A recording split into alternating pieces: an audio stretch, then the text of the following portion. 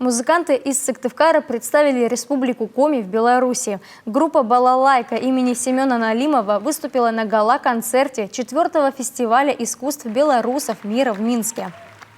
Добрый день, дорогие друзья! Это группа «Балалайка» имени Семена Налимова. Совсем недавно наш коллектив с делегацией от Республики Коми посетил гостеприимную Республику Беларусь, город Минск, где мы порадовали своим творчеством жителей этой прекрасной страны. Ну, конечно, все остались под впечатлением, и мы тоже. Очень надеемся, что обязательно съездим туда еще раз со своим творчеством, со своими концертами.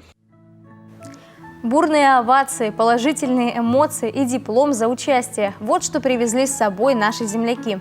А исполнили они два произведения, которые очень любят в наших странах – «Беловежская пуща» и «Калинка».